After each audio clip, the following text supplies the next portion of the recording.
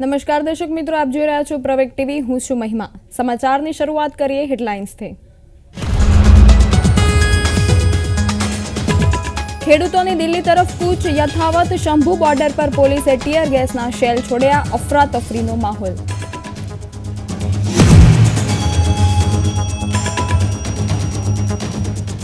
PM Narendra Modi Dubai પહોંચ્યા। World government સમિટમાં લેશે ભાગ।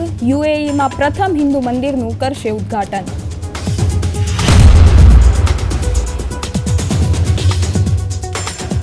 અશોક ચૌહાણ કોંગ્રેસ છોડ્યાને એક દિવસ બાદ ભાજપમાં જોડાયા।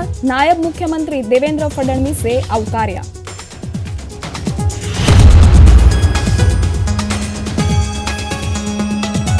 એશિયાઈ સિંહોના સંરક્ષણ માટે રાજ્ય સરકાર હંમેશા કટિબદ્ધ। વિધાનસભામાં રાજ્યકક્ષાના વન અને પર્યાવરણ મંત્રી મુકેશ પટેલનો જવાબ।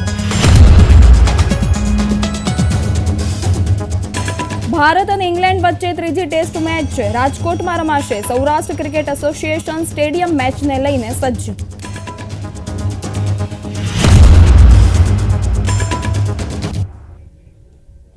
સમાચારની શરૂઆત કરીએ। વડાપ્રધાન નરેન્દ્ર મોદી મંગળવારે સંયુક્ત આરબ અમીરાત અને કતારની 2 દિવસીય મુલાકાતે પહોંચ્યા છે।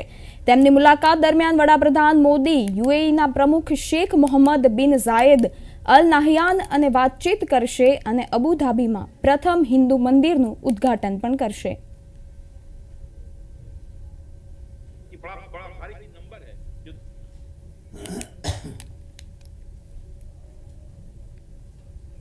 વડાપ્રધાન નરેન્દ્ર મોદી મંગળવારે સંયુક્ત આરબ અમીરાત અને કતારની 2 દિવસીય મુલાકાતે પહોંચ્યા છે। તેમની મુલાકાત દરમિયાન વડાપ્રધાન મોદી યુએઈના પ્રમુખ શેખ મોહમ્મદ બિન ઝાયદ અલ નાહયાન સાથે વાતચીત કરશે અને અબુધાબીમાં પ્રથમ હિન્દુ મંદિરનું ઉદ્ઘાટન કરશે। पूरी तरह से समझदारी है, तो ये जो उन्होंने किया है, ये मैं समझता हूं कि एक तो भारत के साथ प्रगाढ़ संबंध है, नितांत करीबी का देश है, नेबरहुड है, और उसके साथ जो प्रगाढ़ संबंध है उनका परिचय देते हुए उन्होंने एक स्वाभाविक रूप से इस काम को किया है। तो ये तो होना ही था। मतलब मैं ये कहूंगा कि ये जो भारत की अभूतपूर्व सफलता है, एक जो भारत हमने हासिल की है। વડાપ્રધાન નરેન્દ્ર મોદી યુએઈ અને કતારની 2 દિવસીય મુલાકાતે છે, ત્યારે ત્યાં પ્રથમ હિન્દુ મંદિરનું ઉદ્ઘાટન કરવાના છે। ત્યારે આ લાઈવ દ્રશ્યો આપ નિહાળી રહ્યા છો પ્રવેગ ટીવી પર, જ્યાં વડાપ્રધાન નરેન્દ્ર મોદી ત્યાંના વડાપ્રધાન સાથે મુલાકાત કરતા જોવા મળી રહ્યા છે।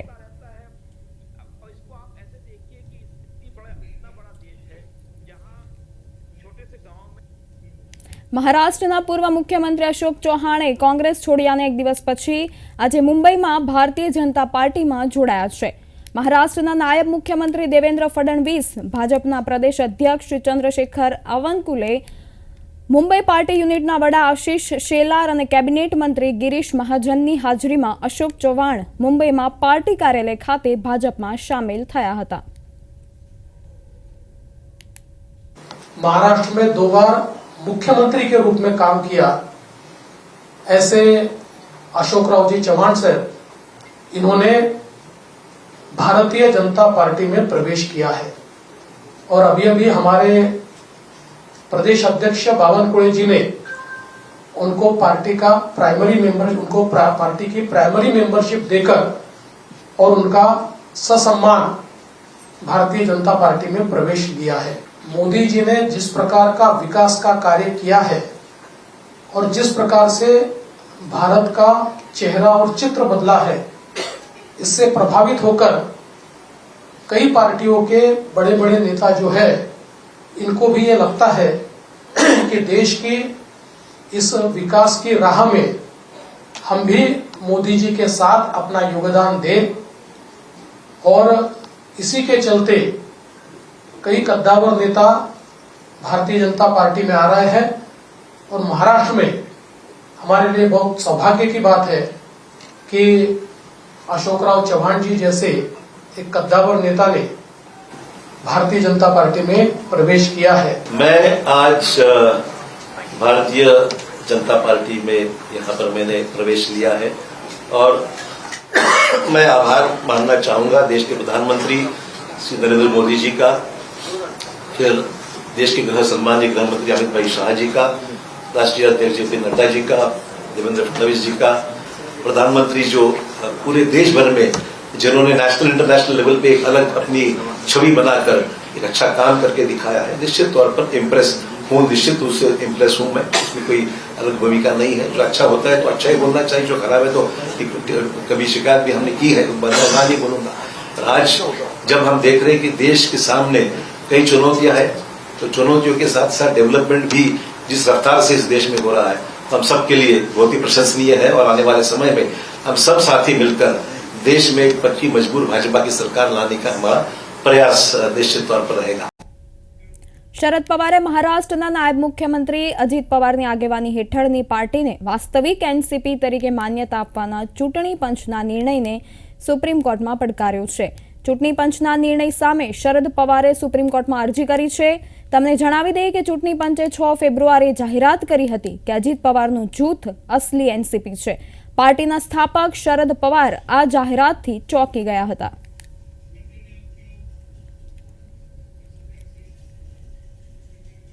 તમિલનાડુના મંત્રી વી સેન્થિલ બાલાજીએ કેબિનેટ મંત્રીના પદેથી રાજીનામું આપી દીધું છે। રાજભવને મંગળવારે આ માહિતી આપી હતી। મની લોન્ડરિંગ કેસમાં 8 મહિના પહેલા ઈડીએ તેમની ધરપકડ કરી હતી। બાલાજીએ તમિલનાડુના રાજ્યપાલને પોતાનું રાજીનામું મોકલ્યું છે। આ પહેલા તમિલનાડુની એક કોર્ટે મંત્રી વી સેન્થિલ બાલાજીના રિમાન્ડ 15 ફેબ્રુઆરી સુધી વધારી દીધા હતા। રાજ્યપાલે તમિલનાડુ કેબિનેટમાંથી મંત્રી વી સેન્થિલ બાલાજીનું રાજીનામું સ્વીકારી લીધું છે।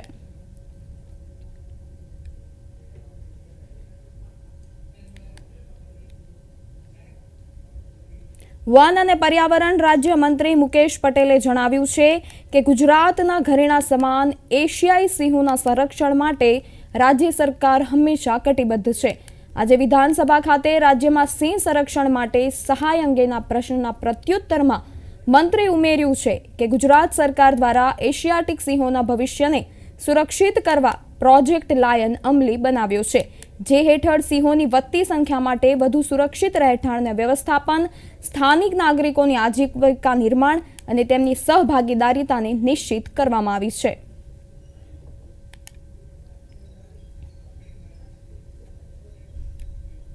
ખાનગી યુનિવર્સિટીને માન્યતા આપતા પહેલા તેનો સ્ટાફ અને આર્થિક સ્થિતિ સહિતનું તમામ વિગતો જોવાની હોય છે તેમ કોંગ્રેસના ધારાસભ્ય કિરીટ પટેલે જણાવ્યું હતું। તેમણે ખાનગી યુનિવર્સિટી અંગેનો એક પ્રશ્ન વિધાનસભામાં પૂછ્યો હતો। સરકાર દ્વારા અપાયેલા પ્રત્યુત્તરથી તે સંતુષ્ટ ન હતા અને તેમણે અનેક સવાલો ઊભા કર્યા હતા। પાટણની અંદર ખાનગી રાષ્ટ્રીય યુનિવર્સિટીની માન્યતા આપેલી તો આજે હયાત છે કે નહીં, તો એમાં જવાબ આપેલો છે કે કોઈ યુનિવર્સિટી કાર્યરત નથી।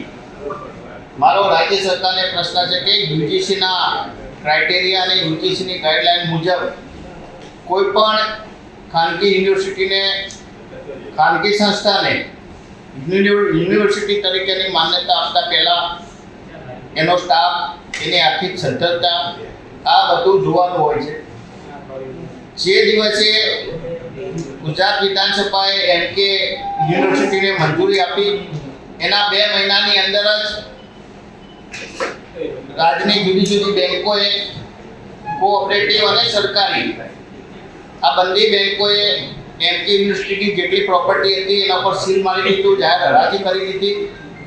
છતાં પણ આજે સરકાર દ્વારા કેટલીક કોલેજો ચાલુ છે, એટલે રાજ્ય સરકાર દ્વારા એક કમિટી નિમવામાં આવતી હોય છે અને કમિટીને રિપોર્ટ આપ્યા પછી જ આવી યુનિવર્સિટીની માન્યતા મળતી હોય છે। ત્યારે આવા કયા અધિકારીઓ હતા કે જેને કોઈ તપાસ ના કરી કે માન્યતા આપ્યાના બીજા જ અઠવાડિયાની અંદર હરાજી થઈ ગઈ। વિધાનસભા ગૃહમાં કોંગ્રેસના ધારાસભ્ય ડોક્ટર કિરીટ પટેલ ઉચ્ચ શિક્ષણને લગતા પ્રશ્નો વિશે અને ભરતી વિશે રજૂઆત કરી હતી, જેમાં ખાનગી યુનિવર્સિટીને માન્યતા આપતા પહેલા તેનો સ્ટાફ અને આર્થિક સ્થિતિ સહિત યુનિવર્સિટીની માન્યતા વિશે વિગતો માંગી હતી। જો કે આ અંગે કોઈ કાર્યવાહી ન થતા કાર્યવાહી કરવા પણ માંગ કરી હતી। આ સાથે જુદી જુદી યુનિવર્સિટીમાં ભરતીમાં 47 ફરિયાદ મળી છે। પાટણમાં એમકે નામની કોઈ ખાનગી યુનિવર્સિટી કાર્યરત નથી। એમકે યુનિવર્સિટીને મંજૂરી આપી તેના 2 માસમાં બેંકોએ યુનિવર્સિટીની મિલકતોને સીલ મારીને હરાજી કરી દીધી હોવાના આક્ષેપો પણ તેમણે કર્યા હતા.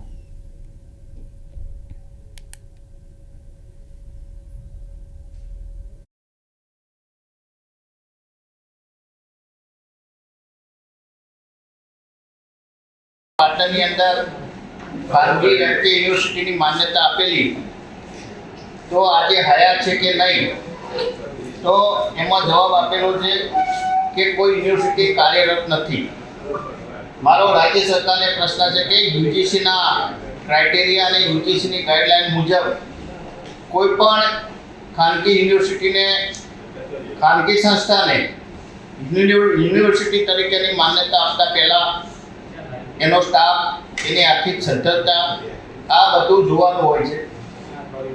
જે દિવસે ગુજરાત વિધાનસભાએ એમકે યુનિવર્સિટીને મંજૂરી આપી એના 2 મહિનાની અંદર જ રાજ્યની જુદી જુદી બેંકોએ, કોઓપરેટિવ અને સરકારી, આ બંને બેંકોએ એમકે યુનિવર્સિટીની જેટલી પ્રોપર્ટી હતી એના પર સીલ મારી દીધું, જાહેર હરાજી કરી દીધી. છતાં પણ આજે સરકાર દ્વારા કેટલીક કોલેજો ચાલુ છે, એટલે રાજ્ય સરકાર દ્વારા એક કમિટી નિમવામાં આવતી હોય છે અને કમિટીને રિપોર્ટ આપ્યા પછી જ આવી યુનિવર્સિટીની માન્યતા મળતી હોય છે. ત્યારે આવા કયા અધિકારીઓ હતા કે જેને કોઈ તપાસ ના કરી કે માન્યતા આપ્યાના બીજા જ અઠવાડિયાની અંદર હરાજી થઈ ગઈ? થાનગઢ, મૂળી, ચોટીલા અને સાયલામાં સિંચાઈનું પાણી આપવામાં સરકાર વિલંબ કરશે તો ગુજરાતમાં દિલ્હીની જેમ આંદોલન કરવાની ચીમકી આમ આદમી પાર્ટીના નેતા રાજુભાઈ કપરડાએ આપી છે. ખેડૂત નેતા રાજુભાઈ કપરડાની આગેવાનીમાં સુરેન્દ્રનગરના આંબરડી ગામે ખેડૂત મિટિંગ યોજાઈ હતી, જેમાં મોટી સંખ્યામાં ખેડૂતો ઉત્સાહ સાથે હાજર રહ્યા હતા. ખેડૂતોના દેવા માફી અને પૂરતા ભાવ મુદ્દે દિલ્હી બોર્ડર પર ચાલી રહેલા આંદોલનને અહીં સમર્થન પણ જાહેર કરવામાં આવ્યું હતું.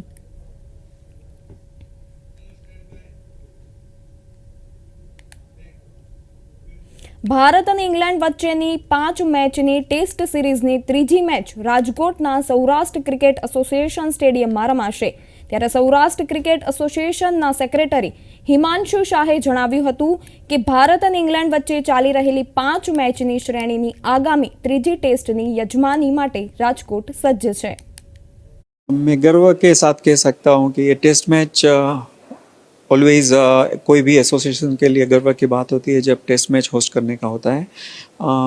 इंडिया इंग्लैंड जैसी स्ट्रॉन्ग टीम जब टेस्ट मैच के लिए खेलती हो तो एक्साइटमेंट भी ज़्यादा होता है और उसके लिए प्रिपरेशन भी काफ़ी बढ़िया हो चुकी है.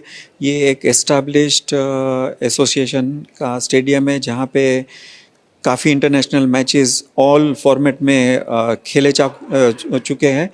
तब ये भी टेस्ट मैच के लिए संपूर्ण तैयारी हो चुकी है. मुझे ये भी ऐड करने में खुशी होती है कि जब ये स्टेडियम टेस्ट मैच सेंटर के लिए माना चुका था, तब पहला टेस्ट मैच भी इंडिया और इंग्लैंड के बीच में ही हुआ था और आज फिर से इंडिया इंग्लैंड दोनों स्ट्रॉन्ग टीम एक अच्छी गेम खेलने के लिए यहाँ पे टेस्ट मैच के लिए आ गई है. हाँ जी, एक अच्छा रिस्पॉन्स है, एक्साइटमेंट है, काफ़ी फॉरेन से भी काफ़ी स्पेक्टेटर्स आने वाले हैं. हम लोगों ने काफ़ी अलग अलग स्कूल कॉलेजेस से काफ़ी स्टूडेंट्स को भी इनवाइट किया हुआ है क्योंकि एक टेस्ट मैच एक ऐसा फॉर्मेट है जिसको सबसे क्रिकेट का सबसे बढ़िया फॉर्मेट माना जाता है. तो स्टूडेंट्स को ज़्यादा लाभ मिले उसके लिए हमारी पूरी तैयारी है. 13 ફેબ્રુઆરી એટલે વિશ્વ રેડિયો દિવસ. સમગ્ર વિશ્વમાં માહિતીની આપ-લે કરવામાં અને લોકોને શિક્ષિત કરવામાં રેડિયોનો ફાળો અમૂલ્ય રહ્યો છે. આથી સ્પેન રેડિયો એકેડમી સૌપ્રથમ રેડિયો દિવસ ઉજવવાનો પ્રસ્તાવ મૂક્યો હતો. ત્યારબાદ યુનેસ્કોએ 13 ફેબ્રુઆરી 2011થી વિશ્વ રેડિયો દિવસ તરીકે ઉજવવાની શરૂઆત કરી હતી. પ્રતિવર્ષ વિવિધ થીમ સાથે આ દિવસની ઉજવણી કરવામાં આવે છે, જેનો ઉદ્દેશ્ય રેડિયોનું મહત્વ વધારવા અને સમાજમાં જાગૃતિ ફેલાવવાનો છે.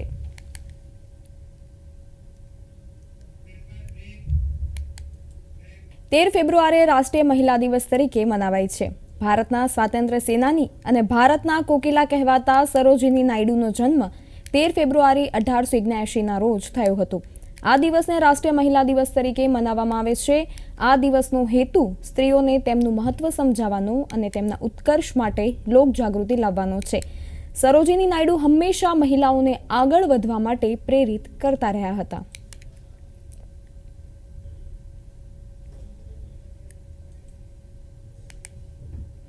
સુરેન્દ્રનગર જિલ્લાના ધાંગધ્રાના રણકાંઠા વિસ્તારમાં ફરીથી નર્મદાનું પાણી ફરી વળતા અગિયારાઓને નુકસાની વેઠવાનો વારો આવ્યો છે.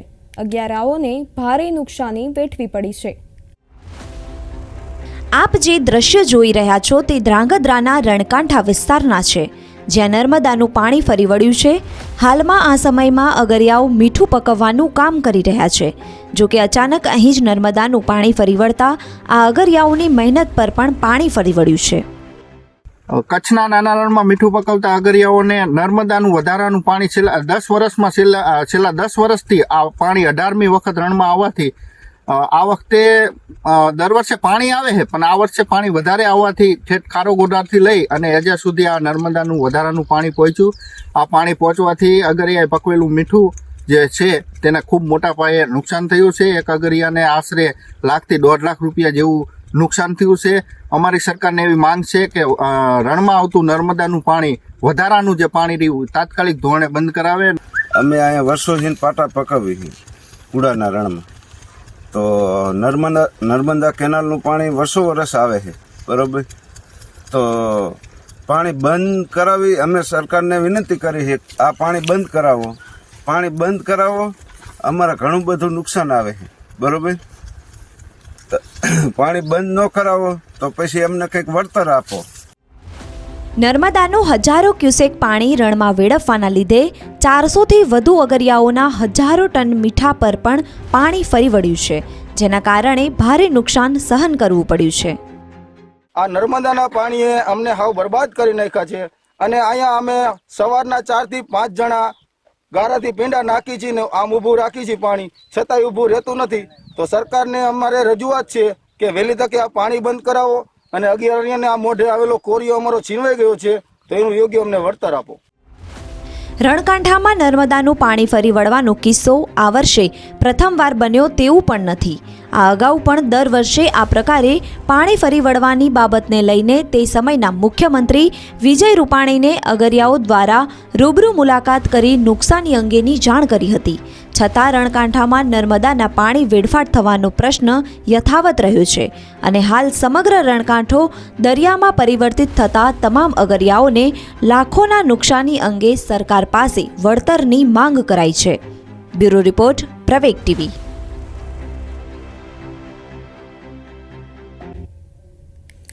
ખેડૂતોની દિલ્હી કૂચ શરૂ થઈ છે, ત્યારે દિલ્હીની તમામ બોર્ડર પર ચુસ્ત સુરક્ષા બંદોબસ્ત ગોઠવી દેવામાં આવ્યો છે. હરિયાણા અને પંજાબ વચ્ચે શંભુ બોર્ડરથી ખેડૂતો દિલ્હી તરફ આગળ વધી રહ્યા છે. આ દરમિયાન પોલીસે ખેડૂતોના વિખેરવા માટે ટીયર ગેસના શેલ છોડ્યા હતા. ખેડૂતોની કૂચને ધ્યાનમાં રાખીને દિલ્હીની આસપાસની સરહદો સીલ કરી દેવામાં આવી છે. સિંધુ બોર્ડર પરનો ફ્લાયઓવર પણ સીલ કરી દેવામાં આવ્યો છે. ખેડૂત આંદોલનના પગલે ગૌતમ બુદ્ધ નગર પોલીસે ટ્રાફિક એડવાઇઝરી પણ જાહેર કરી છે.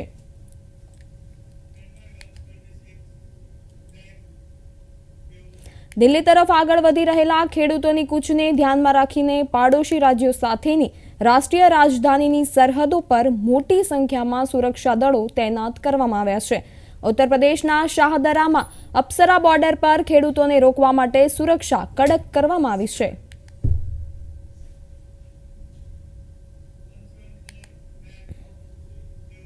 દિલ્હી સરકારે મંગળવારે રાષ્ટ્રીય રાજધાની તરફ ખેડૂતોની કૂચને ધ્યાનમાં રાખીને બવાના સ્ટેડિયમને કામચલાઉ જેલમાં રૂપાંતરિત કરવાના કેન્દ્રના પ્રસ્તાવને નકારી કાઢ્યો છે.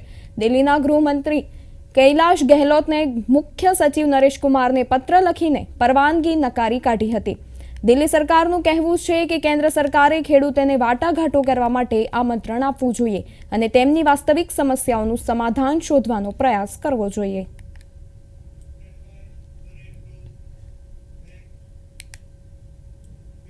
ભારતીય કિસાન યુનિયનના પ્રમુખ નરેશ ટિકૈતે મંગળવારે કહ્યું હતું કે સરકારે ખેડૂતોની માંગણીઓ પર ધ્યાન આપવું જોઈએ, કારણ કે તે કોઈ પણ પક્ષ માટે સારું નહીં રહે.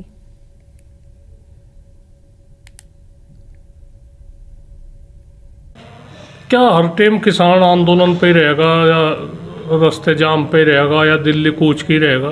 तो कम से कम थोड़ी घनी तो जिम्मेदारी सरकार की भी है, इस तरह की मामलों में संज्ञान ले।